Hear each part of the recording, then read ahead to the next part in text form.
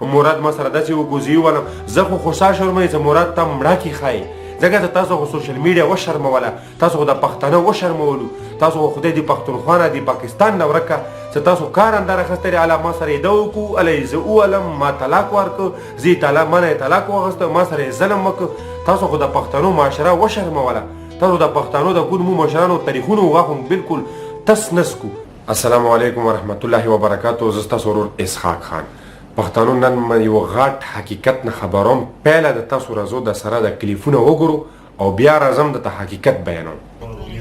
نالتي چې خلک د خپلې ښځې سره کینی پاسي خلک خپله ښځه بل ته شرموي یا چې ستا ما ته پړه کې بده نه وي یا غلطه نه وي تاسو به ما سره داسې کار کوو هم دې په خپله استعمال کړي یم هم دې په مسعود باندې استعمال کړي یم او هم چې دی نو په لکه او په دوه لاکه به دې نه کتل ماله به دې سړي راوستلو او دغه شان چې دی او خپل جیبو او خپل ځان به دې پوره کوو چې دی نو دی دادي زما وایسونه زما خبرې زما ریکارډینګونه دی دادي وره راوباسم نیټونو لی ورکوي کومه هر څه کړي دي ما ته د پخوله کړي دي خدای دې په ما باندې داسې یو کار نه کوي چې زه د ځان نه وکړم دا خو سړی نه دا خو یو اجړا انسان و اجړا به طلا کوي دغه شان دي چې دی نو ما پسې مسعود هم راغی مراد هم راغی او داسې کار یې را سره وکړو د خدای د رسول لپاره دا ویډیو شیر کوي مینه والو خو د خدای دپاره تاسو ما سره سپورټ وکړئ زما دا ویډیو نه څومره شیر کولی شئ شیر کوئ جی ملګرو تاسو دا کلیپونه ولیدلو دا بل څوک نه دی نینم ګل دی تقریبا 2018 اګست کې د ده ویډیوګانې وایرل شوې فیسبوک ته راغلې چې یاره زه خاوند ویلی یم ما سره یې ظلم کړی دی بیا یې خاوند ویډیو راغله چې ما طلاق ونه اخیستی دی ونه طلاق واخیسته بیا مو پښتنو وروڼه مسافران که پاکستان کې خلک دي ټولو خلکو ورسره غم کې ورسره شریک شو ډېره زه د افسوس سره دا خبره کوم اور پیسو مدد یې ورسره وکړه ځکه چې هغو پیسې غوښتې پیسو مدد یې ورسره وکړه پښتنو ته یې ژړا وکړه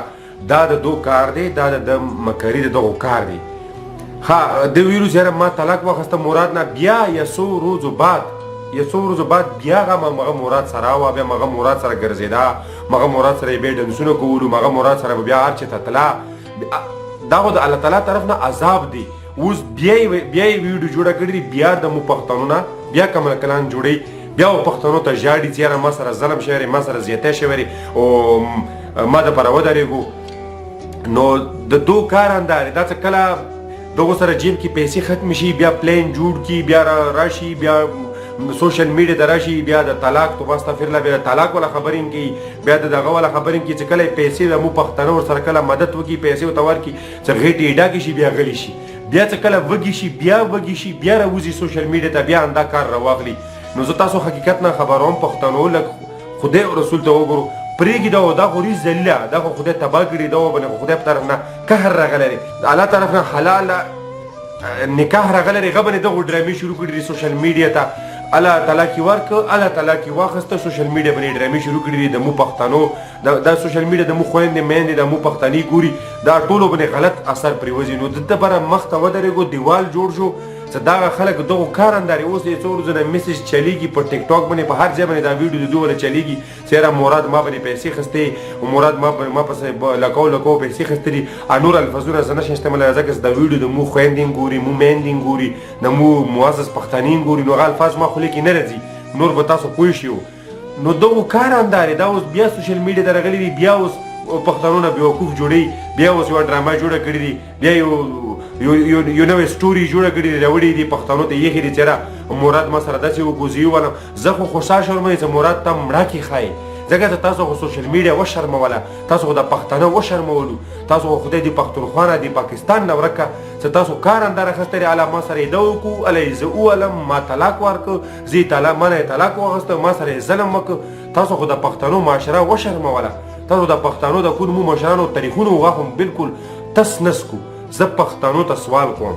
ریکویسټ کوم التجا ورته کوم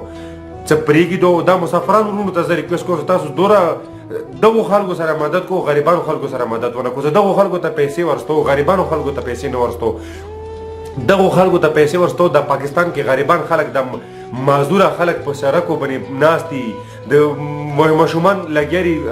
پلاستیکونه خرڅي غو ته ویلې پیسې نه ورستو خپلو ګاونډیانو ته ویلې نه ورستو څه تاسو دغو زراکارو ته پیسې ورستو دغو بدبختو ته پیسې ورستو څه دغو هر ساعت په دغه کله جیبونه خالي شي بیا به یو نوی معامله راوړي سوشل میډیا ته بیا به پښتانه ته وي چې راشه ما سره مدد وکړو زه یو ځل بیا ریکوست کوم چې دغو